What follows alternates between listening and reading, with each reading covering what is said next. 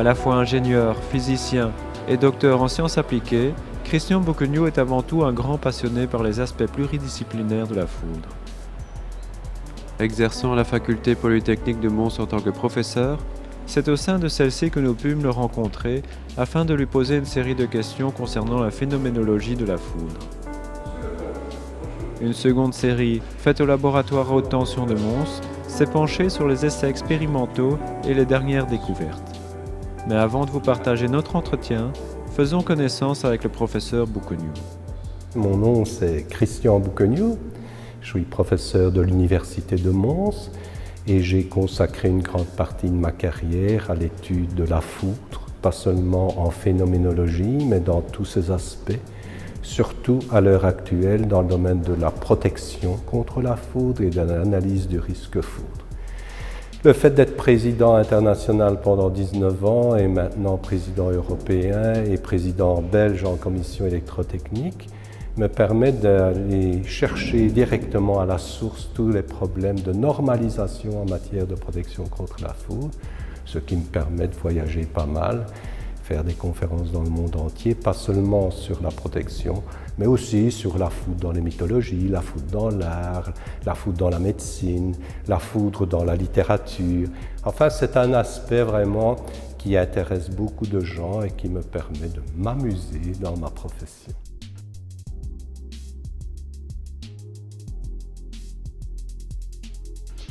À l'heure actuelle, il y a une dizaine de théories qui entrent en compétition et comme on a l'habitude de le dire, quand il y en a 10, il n'y en a aucune. Au sens, il n'y a aucune théorie qui transcende certaines autres. Cependant, la notion de base concerne la triboélectricité par contact, c'est-à-dire le frottement entre des courants ascendants chauds qui vont vers le sommet du nuage et les courants descendants qui sont plus froids. Et ce frottement va provoquer l'électrisation. Cette électrisation nous donne un modèle de cumulonimbus, le roi des nuages, qui donne cette charge positive au sommet, qu'on appelle d'ailleurs l'enclume, et la charge négative en général au pied du nuage. Avec une petite remarque cependant, très souvent, on a plutôt un tripôle qu'un dipôle, donc il y a une petite charge positive de 10% à la base du nuage par rapport aux 90% de charge négative, ce qui va conduire évidemment à un effet de polarité. En Belgique, on a noté qu'il y a 90% de coups négatifs qui viennent de la base du nuage et 10% seulement de coups positifs que nous pouvons rapprocher des coups surtout l'été ou l'hiver vus tout à l'heure.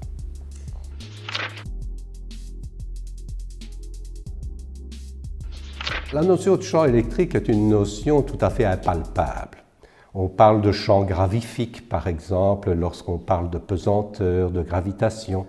Le champ électrique, c'est une notion qui est reliée à la force exercée entre des particules chargées.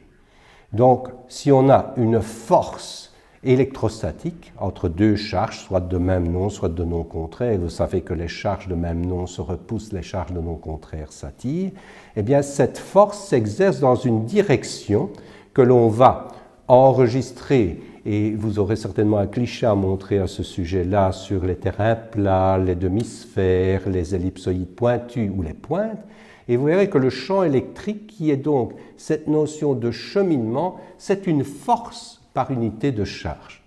En unité, on pourrait dire que la force étant en newton, la charge étant en coulomb, le champ électrique, ce serait des newtons par coulomb, mais on a progressé depuis la notion de tension électrique et donc le champ s'exprimant en unité de tension électrique par unité de longueur, donc des volts par mètre. Des ordres de grandeur, par beau temps, en terrain plat, en Belgique, on mesure des champs de l'ordre de 100 volts par mètre.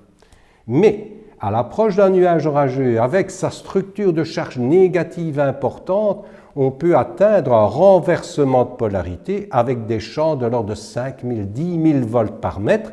Et à ce moment-là, nous le verrons peut-être tout à l'heure, ce sont les champs pour lesquels les poils des animaux se dressent, les cheveux se dressent sur la tête, et à ce moment-là, il est temps d'utiliser une position de repli pour éviter cette décharge principale qui atteint en général des structures plus acérées, plus pointues, ce champ étant très important.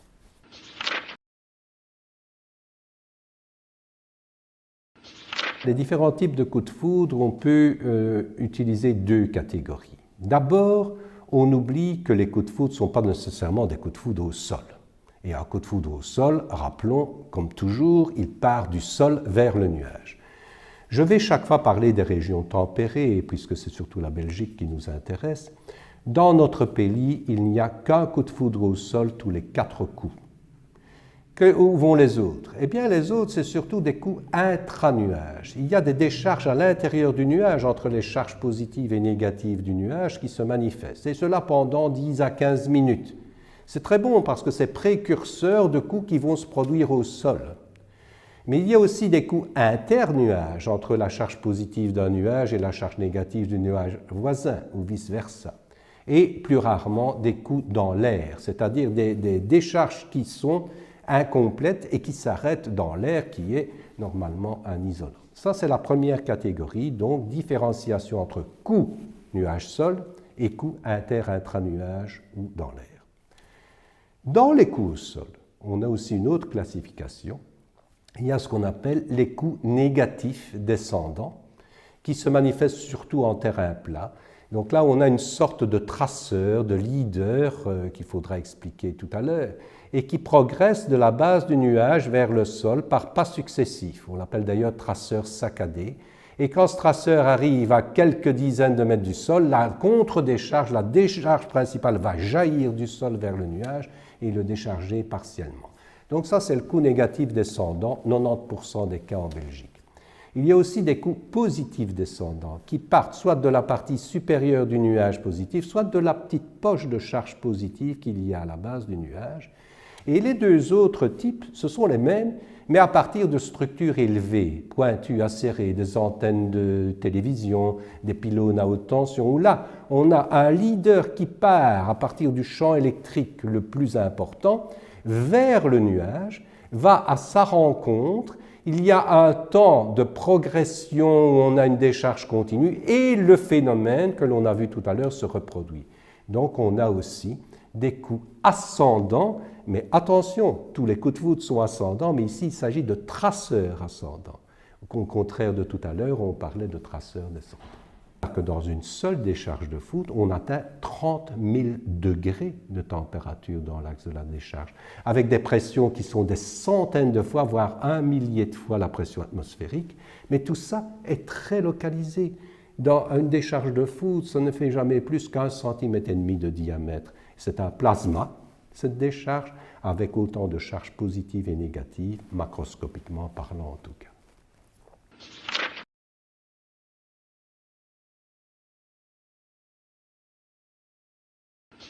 Le modèle électrogéométrique a été développé à partir de faits assez curieux. Tout le monde pensait, il y a quelques décennies, que les coups atteignaient uniquement les parties les plus élevées, en altitude, les plus acérées. Et puis on s'est rendu compte que certains coups frappaient les structures élevées, notamment des essais qui ont été faits par Gorin en Union soviétique à l'époque, sur l'antenne TV de 540 mètres de haut qu'il y a près de Moscou. Et on s'est aperçu qu'il y avait des coups qui ne frappaient pas nécessairement la pointe, mais des endroits différents, à mi-hauteur par exemple. Et deuxième phénomène associé à cela, on s'est aperçu dans ce cas-là qu'il y avait beaucoup plus de coups au sol près de la structure qu'à une certaine distance. J'entends par là, si je prends 1 km² à 1 km de la structure ou 1 km² de surface de sol à 10 km, eh bien, il y avait beaucoup plus de décharge au pied, justement, près du pied du pylône, ce qui a troublé les esprits. Et on s'est rendu compte qu'évidemment, les coups à intensité de courant élevée, l'intensité du courant d'un coup de foudre, ça peut évoluer entre 2000 ampères et 500 000 ampères. Il faut savoir que c'est très sporadique. Mais la plupart des coups en Belgique, on estime que la moyenne, c'est entre 15 et 20 000 ampères. Mais il peut y avoir des coups très violents. Tous les coups violents en amplitude vont frapper, en effet, la pointe de la structure, mais des coups de courant plus bas peuvent aller se perdre à différents niveaux. Donc on a développé une formule qui donne la distance d'amorçage, c'est-à-dire la distance à laquelle une structure va aller chercher la décharge par rapport au courant subséquent. Cette loi qui est un peu compliquée, mais que vous pourrez projeter, est une loi qui nous permet de donner cette distance d'amorçage en fonction du courant subséquent et donc de définir par une sphère que vous feriez rouler avec un rayon qui a cette distance d'amorçage, tous les points qui seraient pris par la structure au cas où vous auriez un courant défini I. Et donc, voilà le modèle électrogéométrique. Il a été développé pour essayer de comprendre pourquoi des coups pouvaient parvenir ailleurs que sur les pointes, idée reçue préalablement.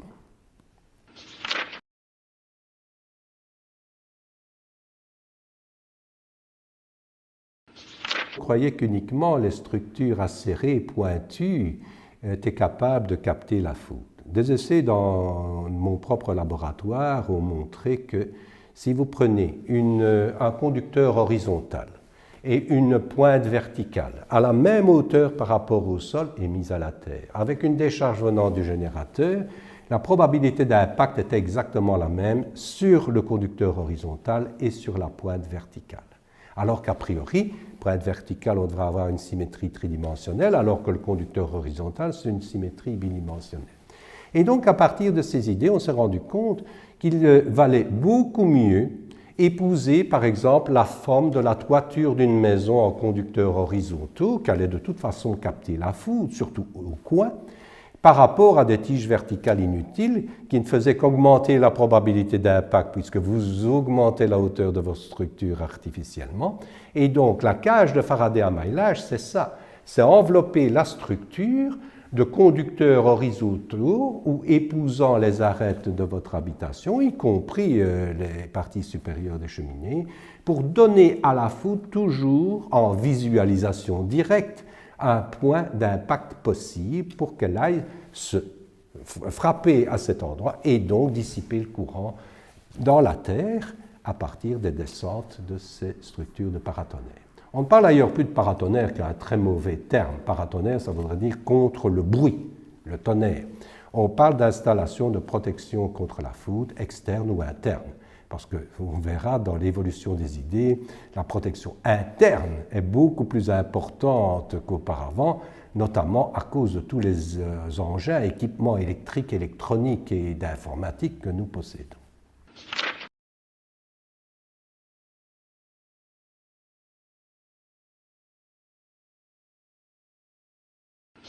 Si vous parlez d'arbres, alors d'abord détruisons une idée reçue. Toutes les espèces d'arbres ont la même probabilité d'être foudroyées, contrairement à ce qu'on pensait anciennement pour les résineux ou les arbres non résineux. Non, il ne s'agit pas de conductibilité de l'arbre lui-même, mais il s'agit d'époque de l'année, par exemple. Vous savez que la foudre, elle va choisir le chemin le plus conducteur. Quelle est la partie la plus conductrice de l'arbre? C'est la sève. Et donc la sève, elle joue le rôle de votre peau en tant qu'être humain. Vous savez que si un être humain est foudroyé, il en réchappe la plupart du temps. Il y a plein de raisons que nous pouvons envisager à ce sujet-là. Mais qu'est-ce qui se passe? Souvent, la décharge va passer par la partie la plus conductrice de votre corps, c'est-à-dire la transpiration, ce qu'il y a sur votre peau. D'où le phénomène d'éclatement de vêtements et de chaussures, parce qu'avec la chaleur latente de vaporisation, on a donné des chiffres tout à l'heure, eh bien, vous allez vous retrouver nu comme un verre. L'arbre, eh bien, c'est ce qui va se passer. Entre l'écorce et la partie centrale, vous avez cette sève. Et donc, il va y avoir un éclatement d'écorce. Et on constate ça. Beaucoup d'arbres sont vraiment décortiqués, utilisons l'expression, par un coup de foudre. Un coup de foudre plus violent peut couper les branches des arbres, bien entendu. Mais je reprends l'argument, pour un arbre isolé, j'ai bien dit isolé, eh bien, vous avez des chances qu'il soit foudroyé, bien entendu, d'autant plus que sa hauteur est plus élevée. J'ai dit isolé parce que si vous vous mettez dans une forêt, vous avez un grand nombre d'arbres. Alors, on peut dire que l'ensemble des arbres ne forme plus une pointe, ça forme une sorte de structure dans laquelle vous avez intérêt à plonger en cas d'orage. Ne restez surtout pas à l'orée du bois parce que c'est là que ce qu'on va appeler le gradient de champ électrique va être le plus important. Donc, ou bien vous vous sauvez dans la clairière en prenant une position accroupie, bien enroulée sur vous-même, ou bien vous foncez à l'intérieur de la forêt pour éviter l'effet de pointe. Ça, c'est pour les arbres. Mais votre question était plus générale, quels sont les dégâts? Eh bien, les dégâts, ils sont multiples. Vous pouvez avoir, si vous n'avez pas d'installation de protection contre la foudre, des éclatements des parties les plus isolantes qui soient. On a vu des cheminées s'écrouler, des clochers d'église être ravagés. On a vu des façades endommagées parce que la décharge de foudre, avec cette pression importante, donne des effets de déflagration. Ça, c'est pour les effets externes. Et alors, il y a à l'heure actuelle de plus en plus d'effets internes avec des appareils électroniques qui sont complètement endommagés et inutilisables parce que les surtensions provoquées par ces coups de foudre sont très violentes.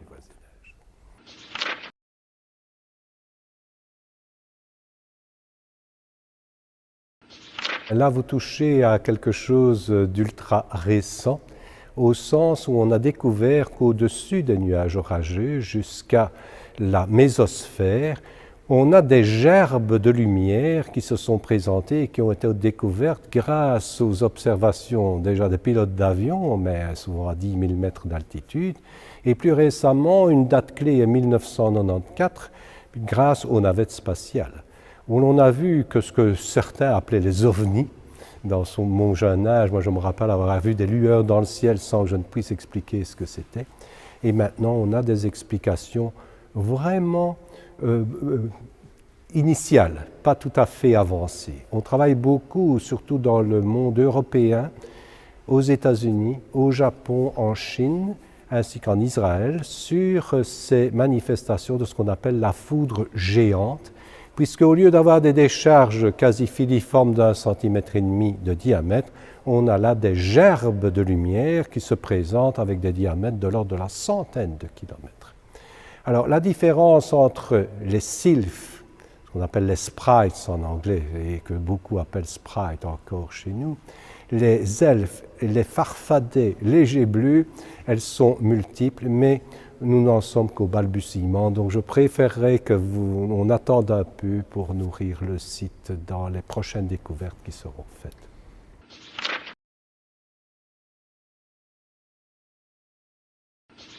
Vous y croyez à la foudre globulaire? Bon, évidemment, il y a la page 32 de cette boule de cristal où Raskar Kapak se met à voir une boule qui circule dans une habitation, qui rebondit, qui sort de la cheminée et qui entre par une porte ou une fenêtre. Il y a eu beaucoup de mystification dans ce domaine. La foudre globulaire, c'est-à-dire un plasma qui tourne sur lui-même, est quasi inexistante, semble-t-il, à la pression atmosphérique au niveau du sol. Mais il y a un tas d'illusions d'optique. Par exemple, une décharge filiforme vient rebondir sur un carrelage très isolant. Vous avez l'impression que c'est une balle qui rebondit avec, comme on dit en mathématiques, un point de rebroussement. Mais comme nous sommes éblouis et les films sont solarisés, nous avons l'impression que c'est une boule de feu qui rebondit. La meilleure preuve, c'est que la plupart du temps, elle passe par le trou d'une serrure et elle ne perce pas la porte alors que vous auriez l'impression d'avoir un ballon de football. Mais il faut être prudent, car il semblerait quand même qu'à haute altitude, en haut de la cordillère des Andes par exemple, là où l'air est raréfié, il pourrait quand même se former une sorte de plasma globulaire au sens physique du terme, mais ne confondez surtout pas avec des plasmas que l'on utilise en soudure à très haute puissance, car ce sont de relativement faibles énergies qui sont en cause.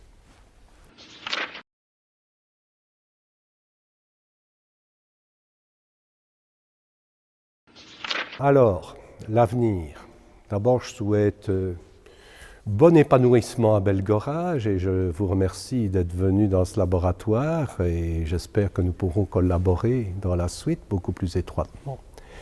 Et je voudrais vous parler également des grandes énigmes de la foudre. Nous en avons esquissé quelques-unes. Pour moi, on ne connaît pas encore grand-chose sur ce phénomène mystérieux qui frappe notre planète plus de 100 fois par seconde. Ça reste un mystère, mais c'est aussi un phénomène qui a beaucoup d'effets positifs et on oublie souvent de les citer. D'abord, selon plus de 80% des scientifiques, il serait à l'origine de la vie sur Terre, parce que dans le bouillon primordial, il y a 3,8 milliards d'années, il y avait des ingrédients qui sont de l'eau, du méthane et de l'ammoniac. Et on a refait des expériences dans les années 50 prouvant qu'avec des décharges de foudre importantes, on pouvait construire, combiner ces éléments et former les radicaux à la base des premiers acides aminés. Premier effet positif. Deuxième effet positif, c'est ce que j'appellerais le maintien de la vie sur Terre. Imaginons qu'il n'y ait plus cette activité orageuse de 100 coups par seconde en permanence. Eh bien, en moins d'une demi-heure, la couche ionosphérique serait complètement déchargée.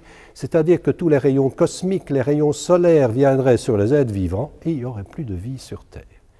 Le troisième aspect positif, il y en a d'autres, mais ce sont les plus importants, c'est l'effet fertilisateur et je dirais même fécondateur de la foudre. En fait, il y a des régions dans le monde, particulièrement les pays à mousson, où vous avez une végétation qui pousse à 50 mètres de hauteur en moins d'une saison, et puis, par la mousson, vous détruisez tout. Or, dans ces régions, il y a une couche de terre arable de quelques dizaines de centimètres seulement, et l'être humain n'a pas le temps d'aller arroser avec des engrais artificiels. C'est la foudre qui est l'élément qui va produire ces engrais. Ça, c'est pour les parties positives. Et les parties mystérieuses qui subsistent, elles sont nombreuses. Nous continuons, dans des groupes scientifiques mondiaux, à regarder exactement les caractéristiques des coups de foudre. Nous n'en connaissons à peu près rien. Quand on vous parle de courant de telle intensité, de raideur de l'onde de foudre, tout cela a été mesuré sur des structures élevées, instrumentées. Il est très difficile d'aller enregistrer quelle est l'intensité d'un coup de foudre qui vient d'une prairie dans le voisinage. Ceux-là n'ont jamais été enregistrés. Donc nous devons faire beaucoup d'efforts avant tout pour connaître des données de base sur les caractéristiques électriques de l'éclair. Nous devons faire aussi beaucoup de progrès dans la détection. La détection actuelle par triangulation vient de différents systèmes qui ne sont pas toujours coordonnés et encore moins cohérents. Donc beaucoup de progrès technologiques à faire dans la détection même des décharges. Nous devons regarder des phénomènes particuliers comme la foudre hivernale au Japon, qui est tout à fait différent de tout ce que nous connaissons actuellement dans le reste du monde. Et surtout, vous l'avez évoqué, faire des progrès dans ce fameux phénomène de foudre géante supérieure, les sylphes, les farfadets, les elfes, les jets bleus, et encore, pour revenir sur Terre, bien d'autres éléments bien plus terre-à-terre. Voir comment toutes ces surtensions véhiculées par la foudre, par les perturbations électromagnétiques, arrivent et provoquent des dégâts vraiment essentiels pour des centraux téléphoniques, par exemple. Vous imaginez un coup de foudre sur un câble téléphonique de 3000 paires, vous formez des immenses lampes à fibre de verre dès qu'un coup se manifeste. Et bien d'autres effets. Je crois que dans la recherche scientifique, il y a énormément de progrès à faire, beaucoup de place. D'ailleurs, la preuve, c'est que l'Europe nous a donné des crédits dans un projet COST européen. Et ces crédits ont permis de faire progresser les phénomènes, mais tout est ouvert. Et tout est ouvert à l'échelle mondiale, car ça, c'est une chance de la science. Dans tous les pays, on parle la même langue. Sur ces dernières paroles,